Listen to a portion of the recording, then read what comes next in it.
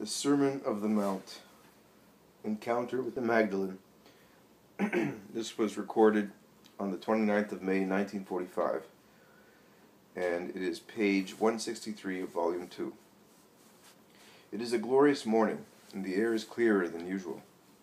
Distances seem to be shortened, and remote things seem to be seen through a magnifying lens, so clear and neat are the least of details. The crowds are getting ready to listen to the Master. Day by day, the country is becoming more beautiful in its luxurious dress at the height of the springtime season, which in Palestine, I think, is at the end of March and beginning of April, because later it has the look typical of summertime, with ripe crops and thick, fully developed foliage. The whole country is now in bloom.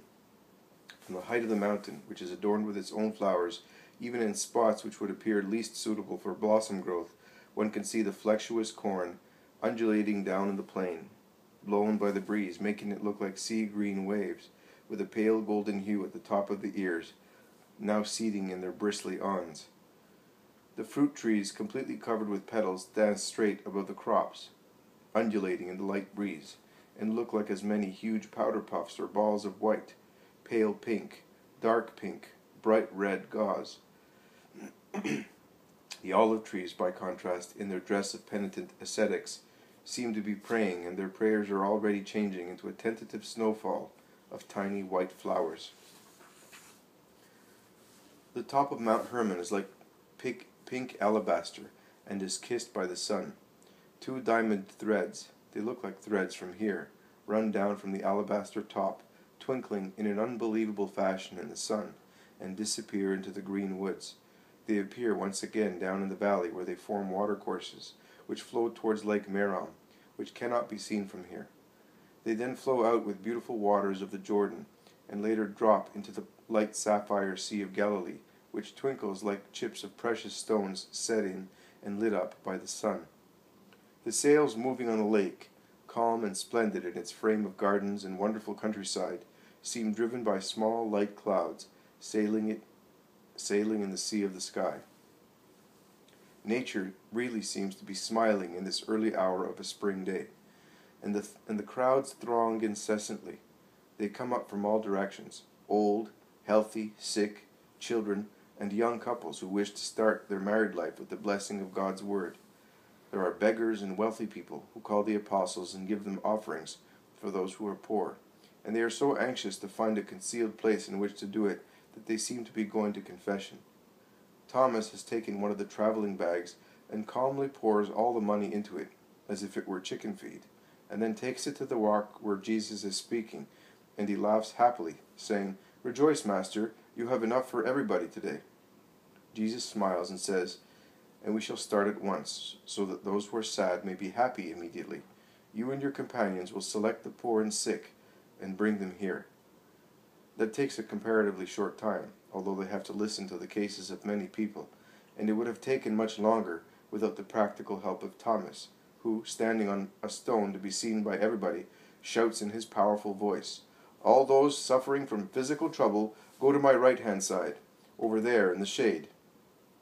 The Iscariot follows his example as he too is gifted with an exceptionally powerful and beautiful voice, and he shouts, "And all those who think they are entitled to alms should come here near me, and make sure you're not telling lies, because the eyes of the Master can read your hearts."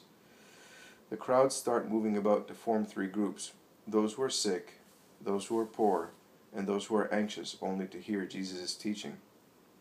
But two people, and then three of the last group, seem to be in need of something which is neither health nor money, but is more necessary than both: a woman and two men. They look at the apostles, but dare not speak. The severe-looking Simon Zealot passes by. Also Peter passes by. He is busy speaking to a dozen little children, to whom he promises some olives if they keep quiet until the end of the sermon, and a thrashing if they disturb while the Master is speaking. The elderly grave Bartholomew passes by. Matthew and Philip pass carrying a cripple who would have had to struggle too much to open his way through the crowd. Also the cousins of the Lord pass by helping an almost blind beggar, and a very poor old woman. I wonder how old she is, who weeps, telling James all her troubles. James of Zebedee passes by holding in his arms a poor girl who is certainly ill, and whom he has taken from her mother to ensure that she does not get hurt by the crowds. While the panting mother follows him. Last to pass by are Andrew and John, whom I would call the indivisible ones, because while John, in his serene simplicity of a holy child, is willing to go with his companions, Andrew, on account of his reservedness, prefers going with his old fishing companion and fellow disciple of the Baptist. They had stayed at the junction of the two main paths to show people to their places, but there being no more pilgrims on the stony path of the mountain, the two have come together to go to the Master with the last offerings received. Jesus is already bending over sick people, and the hosannas of the crowds punctuate each miracle. The woman, who appears to be completely distressed, dares to pull John's tunic while he is speaking to Andrew, and she smiles. He bends and asks her, "What do you want, woman?" "I would like to speak to the Master." "Are you not well? You are not poor." "I am well, and I am not poor, but I need him, because there are evils without any fever, and there is misery without poverty, and mine, and she weeps. "Listen, Andrew, this woman is sick in heart, and would like to speak to the Master. What shall we do?" Andrew looks at the woman and says, "It is certainly something which is painful to tell." The woman nods assent. Andrew goes on, "Do not weep. John, try and take her behind our shed. I will take the Master there." And John, smiling, begs people to let him pass, while Andrew goes in the opposite direction towards Jesus. But they are noticed by two distressed men, and one of them stops John, and the other Andrew, and shortly afterwards they are both with John and the woman behind the shed of branches, which is part of the tent. Andrew reaches Jesus when the latter is curing the cripple, who raises his crutches like two trophies, as brisk as a skilled dancer, shouting his blessing. Andrew whispers, "Master, behind our shed there are 3 people weeping, but it is their hearts that ache, and their grief cannot be made known." "All right, I will have this girl and this woman. Then I will come. Go and tell them to have faith." Andrew goes away while Jesus is bending over the little girl, who is being held once again by her mother. "What is your name?" Jesus asks her. "Mary." "And what is my name?" "Jesus," replies the child. "And who am I?" "The Messiah of the Lord, who has come to bring good to the bodies and souls." "Who told you?" "My mother and father, who hope in you for my life." "Live and be good." The child, whose spine, I think, was affected by a disease, because although she is about 7 years old, and perhaps older, she only moved her hands, and all was enveloped in thick, stiff bandages from her armpits down to her hips. They can be seen because her mother has lifted her dress to show them. Remains as she was for a few minutes, then begins to slide down from her mother's lap onto the ground, and runs towards Jesus, who is curing the woman, whose case I do not understand. All the sick people have been satisfied, and they are the ones who shout the most in applauding the Son of David, "Glory of God and ours." Jesus goes towards the shed. Judas of Kerioth shouts, "Master, what about these?" Jesus turns round and says, "Let them wait where they are. They will be comforted too." And he walks fast to the back of the shed, where the 3 people in anguish are with Andrew and John. The woman first, "Come with me into these hedges. Speak without any fear." "My Lord, my husband wants to leave me for a prostitute. I have 5 children, and the last one is 2 years old. Great is my grief, and I am worried about my children. I do not know whether he will take them or leave them to me. He will certainly want the boys, at least the oldest ones, and I who bore him will no longer have the joy of seeing him. And what will they think of their father and of me? They must think evil of one of us, and I would not like them to judge their father. Do not weep. I am the master of life and of death. Your husband will not marry that woman. Go in peace and continue to be good." "But you will not kill him?" "Oh Lord, I love him." Jesus smiles. "I will not kill anyone, but there is someone who will do his work. You must know that the demon is not greater than God. When you go back to your town, you will find out that someone killed that evil creature, and in such a way that your husband will realize what he was doing, and will love you again with revived love." The woman kisses the hand that Jesus had laid on her head, and goes away. One of the men comes. "I have a daughter, Lord. Unfortunately, she went to Tiberias with some girlfriends, and it was as if she had taken some poison. When she came back to me, she was like a mad woman. She wants to go away with a Greek man. And then, why was she born? Her mother is heartbroken, and perhaps will die of grief. Only your words which I heard last winter keep me from killing her. But I tell you, my heart has already cursed her. No. God, who is a father, only curses an accomplished and obstinate sin. What do you want from me? That you get her to mend her ways. I do not know her, and she will certainly not come to me. But you can change your heart also from far away. Do you know who sent me to you? Johanna of Chuza. She was leaving for Jerusalem when I went to her mansion to ask her whether she knew that wretched Greek. I was afraid she might not know him, because she is good, although she lives at Tiberias. But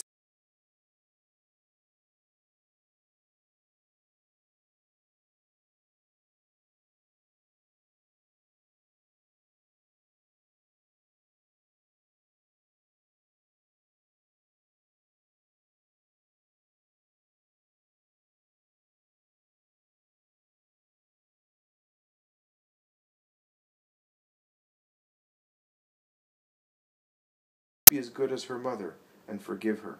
The past is dead. Yes, master, as you wish, and may you be blessed. He turns round to go away, but retraces his steps. Forgive me, master, but I am so afraid. Lust is such a demon. Give me a thread of your tunic. I will put it in my daughter's pillow. The demon will not tempt her while she is asleep. Jesus smiles and shakes his head, but satisfies the man, saying, that your mind may be quieter, but you must believe that when God says, I want it, the demon goes away without any further need. So keep this as a souvenir of mine. And he gives him a small tuft from his fringe. The third man comes. Master, my father died. We thought he had some money, but we did not find any. That would not matter, as my brothers and I are not short of bread, but I lived with my father, as I am the eldest. The other 2 brothers are now accusing me of stealing the money, and they want to sue me for theft. You can see my heart. I did not see one single coin. My father kept his money in a coffer, in a metal case. When he died, we opened the coffer, but the case was no longer there. They say, last night, while we were sleeping, you took it. It is not true. Help me restore peace and esteem among us. Jesus stares at him and smiles. Why are you smiling, master? Because your father is the guilty one, the guilt of a child who hides his toys, lest someone should take it. But he was not a miser. Believe me, he was charitable. I know, but he was very old. It is the disease of the old people. He wanted to preserve things for you, and out of too much love, he caused you to fall out with one another. But the case is buried at the foot of the cellar steps. I am telling you so that you may be aware that I know. But I am speaking to you by pure chance. But, while I am speaking to you by pure chance, your younger brother, by striking the ground angrily, caused it to vibrate. And so they discovered it, and they are now embarrassed and sorry for blaming you. Go back with a quiet mind, and be good to them. Do not reproach them for their lack of esteem. No, my lord, I will not, but I am not going home. I am staying here to hear you. I will go tomorrow, and if they take that money, you say that we must not be greedy. I do not want to be so. It is enough for me that there is peace amongst us. On the other hand, I did not know how much money there was in the case, and thus I will not suffer for any information contrary to the truth, and I consider that money might have been lost. I will live now as I lived before, should they deny me it. It is enough if they do not call me a thief. You are well advanced on the way of God. Proceed, and peace be with you. And also that man goes away happily. Jesus goes back to the crowds, towards the poor people, and gives them alms according to his own judgment. Everybody is now happy, and Jesus can speak. Peace be with you. I explain the ways of the Lord to you, that you may follow them. Could you follow the path that goes down to the right-hand side, and at the same time follow the one on the left-hand side? You could not, because if you take one, you must leave the other. Even if the 2 paths were close together, you could not walk any length with 1 foot in one and one in the other. You could end up by being tired and making a mistake, and even if there was a wager. But between the path of God and Satan, there is a great distance, which becomes greater and greater, just like the 2 paths that come out here. But as they run down the valley, they become farther and farther from each other, as one goes towards Capernaum, and the other towards Ptolemais. Such is life. It bestrides past and future, good and evil. Man is in the center with his will power and free will. At the ends, on one side there is God and his heaven, on the other side Satan and his hell. Man can choose. Nobody forces him. Do not say to me, Satan tempts us, as an excuse for descending towards the low path. Also God tempts with his love, which is very strong, with his words, which are most holy, with his promises, which are most alluring. Why then should you allow yourselves to be tempted by one only of the two, by the most undeserving one to be listened to? Are God's words, promises, love not sufficient to counteract Satan's poison? Consider that is not to your favor. When a man is physically very healthy, he is not immune from contagion, but overcomes it quite easily. Whereas if a man is already ill and consequently weak, he will almost certainly die in the event of catching a new infection, and if he survives, he is more seriously ill than previously, because his blood lacks the strength to kill the contagious germs completely. The same applies to the superior part. If a man is morally and spiritually healthy and strong, you may be sure that he is not free from temptation, but evil does not strike roots in him. When I hear anyone say to me, I approached this man and that one, I read this book and that one, I endeavored to persuade this person and that one to do good, but in actual fact the evil was in their minds and in their hearts. The evil which was in the book entered my heart. I conclude, which proves that you had already created within yourself a suitable ground for penetration, which proves that you are a weakling, lacking in moral and spiritual strength, because we must derive some good also from our enemies. By watching their errors, we must learn not to fall into the same. An intelligent man does not become the laughingstock of the first doctrine he hears. A man saturated with a doctrine cannot make room in his mind for any other. This explains the difficulties met when one endeavors to convince those who are persuaded of other doctrines to follow the true doctrine. But if you admit that you change your mind like a weathercock, I can see that you are thoroughly empty, that your spiritual stronghold is full of breaches, that the dam of your mind is leaking in hundreds of places, through which good water runs out and foul water runs in, and you are so stupid and listless that you are not even aware of it, and you do not see it. You are a wretch. Of the two paths, therefore, choose the good one, and proceed on it, resisting to the allurements of senses, of the world, of science, of the demon. Leave half-faiths, compromises, pacts with two people, one opposed to the other, to the men of the world. They too should avoid them, if they are honest. At least you, men of God, must shun them. You cannot have them either with God or with mammon. You must not have them with yourselves either, because they would be of no value. If your actions are a mixture of good and evil, they are of no value whatsoever. The entirely good ones would be cancelled by the bad ones. The evil ones would lead you straight into the enemy's arms. Therefore do not indulge in them. Be loyal in your service. No one can serve two masters with two different minds. He will either love one and hate the other, or vice versa. You cannot be both of God and of mammon. The Spirit of God cannot be conciliated with the spirit of the world. The former ascends, the latter descends. The former sanctifies, the latter corrupts. And if you are corrupt, how can you act with purity? Senses light up in corrupt people, and other lusts follow senses. You already know how Eve was corrupted and how Adam became corrupt through her. Satan kissed the woman's eyes and bewitched them, so that every aspect so far pure became impure for her, and roused strange curiosities. Then Satan kissed her ears and opened them to the words of a new science, his own. Also Eve's mind wanted to know what was not necessary. Then Satan showed her eyes and mind, now awake to evil, what previously they had not seen or understood, and everything in Eve became sharp and corrupt. And the woman went to the man, revealed her secret, and persuaded Adam to taste of the new fruit, so beautiful to the eye, and so strictly forbidden so far. And she kissed him, and looked at him with mouth and eyes already fouled by Satan's gloomy disorder. And corruption penetrated Adam, who saw, and through his eyes he craved for what was forbidden, and he bit it with his helpmate, and fell from such height into mud. A corrupt person will draw another person to corruption, unless the latter is a saint, in the true sense of the word. Watch your eyes, men, both the eyes of your bodies and the eyes of your minds. If they are corrupt, they can but corrupt all the rest. The eye is the light of the body. Your thought is the light of your heart. But if your eye is not pure, because since the organs are subject to thought, a corrupt thought will corrupt also senses. Everything in you will become obscure, and a seducing haze will create impure phantasms in you.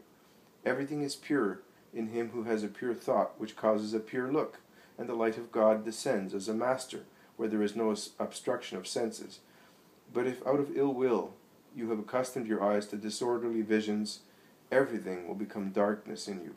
In vain you will look at the most holy things. In the darkness there will be nothing but blackness, and blackness will be the deeds accomplished by you. Therefore, O children of God, defend yourselves against yourselves.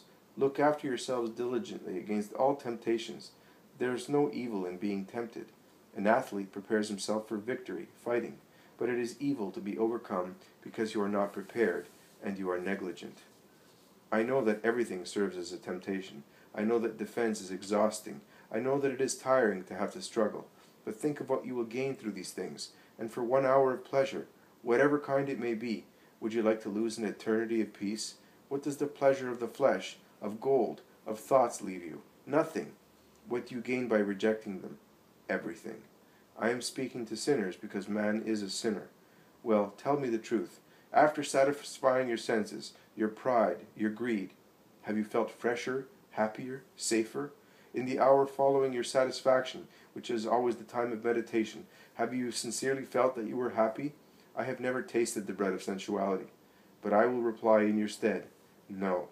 Languor, unhappiness, uncertainty, nausea, fear, restlessness, that was the juice squeezed out of the hour spent in pleasure. But I beg you, while I say to you, never do that, I also say to you, do not be inflexible with those who make mistakes. Remember that you are all brothers, made of one flesh and one soul. Consider that there are many reasons why one is led to sin. Be merciful towards sinners and kindly help them and take them back to God, showing them that the path they have followed is full of dangers for the flesh, the mind, and the spirit. Do that, and you will receive a great reward, because the Father who is in heaven is merciful to good people, and he knows how to give you 100-fold to one. Now I say to you, and here Jesus tells me that you must copy the vision dated 12th August 1944 from line 35 to the end, that is, to the departure of Mary Magdalene. So we continue reading, 12th of August 1944. Jesus says, look and write. It is the gospel of mercy that I give to everybody, and in particular to those women who will recognize themselves in the sinner, and whom I invite to follow her in her redemption. Jesus is standing on a rock and is speaking to a large crowd. It is a mountainous place, a lonely hill between two valleys. The top of the hill is shaped like a yoke, or rather, like a camel's hump, so that a few yards from the top there is an natural amphitheater, where voices resound clearly, as in a well-built concert hall. The hill is all in flower. It must be summer. The crops down in the plain are beginning to ripen and are getting ready to be cut. The glacier of a high mountain in the north is shining in the sun. Directly below to the east, the Sea of Galilee looks like a mirror broken into numberless fragments, each of which is a sapphire, lit up by the sun. Its blue-gold twinkling is dazzling, and it reflects a few fluffy clouds in a very clear sky, and the shadow of some swift sails. Beyond the lake of Gennesaret there is a vast extent of plain grounds, which, because of a light mist near the earth, caused perhaps by evaporation of dew, in fact it must be early morning, as the grass on the mountain still has a few dewy diamonds glittering on its stems, looks like a continuation of the lake, with an opal-like hue, veined with green. Further back there is a chain of mountains, the side of which is so bizarre as to give the impression of clouds sketched on the clear sky. Some people are sitting on the grass, some on large stones, some are standing. The apostolic college is not complete.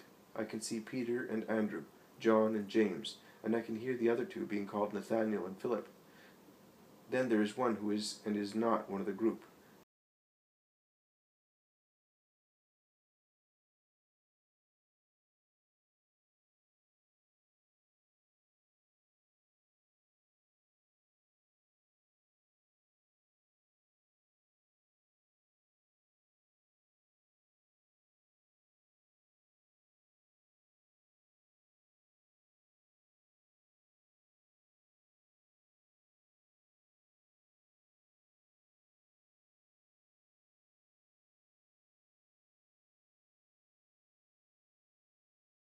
to Jesus turn their heads round.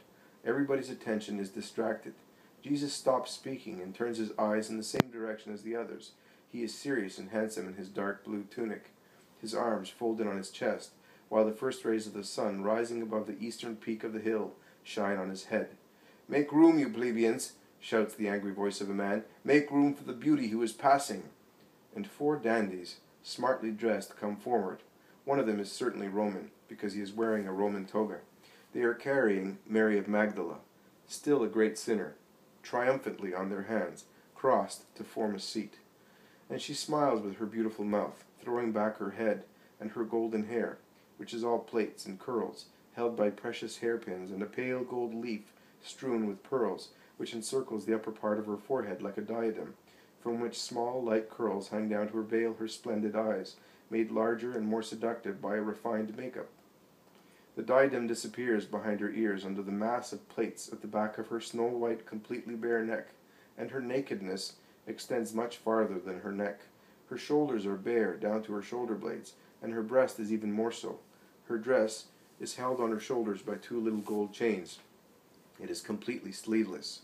Her body is covered, so to say, by a veil, the only purposes of which is to protect her skin from sunburn. The dress is of a very light fabric, and when she throws herself back out of affection against one or the other of her lovers, she seems to be doing so completely nude. I am under the impression that the Roman is the one that she prefers, because she glances and smiles at him more frequently, and rests her head on his shoulder. "The desire of the goddess has been satisfied," says the Roman. "Rome has acted as a mount for the new Venus. Over there is the Apollo you wanted to see. Seduce him, therefore, but leave some crumbs of your charm also to us." Mary laughs, and with an agile, provoking movement, she jumps to the ground, showing her small feet, shod in white sandals, with golden buckles, as well as a good length of her leg. Then her dress covers her whole body. It is, in fact, a very wide one of snow-white wool, as thin as a veil, held tight at the waist, very low, near her sides, by a large belt made of supple gold bosses, and she stands on the green tableland, where there is a vast amount of lilies of the valley, and wild narcissi, like a flower of flesh, an impure flower, which has opened there by witchcraft. She is more beautiful than ever. Her tiny purple lips seem a carnation opening on the whiteness of her perfect set of teeth. Her face and body would satisfy the most exacting painter or sculptor, both because of her complexion and her figure. With her broad breast, her perfectly sized size, her naturally supple, slender waist, as compared with her sides and breast, she does look like a goddess, as the Romans said, a goddess sculptured in a light pinkish marble, on the sides of which a fabric is draped, and then hangs in the front in a mass of folds. Everything has been devised to please. Jesus stares at her, and she defiantly resists his look, while she smiles and twists lightly as the Roman tickles her, running on her bare shoulders and breast a lily picked among the grass. Mary, with affected indignation, lifts her veil, saying, "Have respect for my innocence," which causes the 4 to burst out into a guffaw. Jesus continues staring at her. As soon as the noise of the laughter fades away, Jesus resumes speaking, as if the apparition of the woman had kindled the flame of the sermon, which was losing intensity in its conclusion, and no longer looks at her. He looks, instead, at his audience, who seems embarrassed and scandalized at the event. Jesus says, "I told you to be faithful to the law, to be humble and merciful, to love not only your brothers by the flesh, but also those who are brothers because they were born, like you, of man. I told you that forgiveness is better than hostility, that compassion is better than stubbornness. But now I tell you that you must not condemn unless you are free from the fault you wish to condemn. Do not behave like the scribes and Pharisees, who are severe with everybody except themselves, who call impure what is exterior, and can only contaminate what is exterior, and when they receive impurity in the very depths of their hearts. God does not stay with the impure, because impurity corrupts what is the property of God, souls, and in particular the souls of children, who are angels spread over the earth.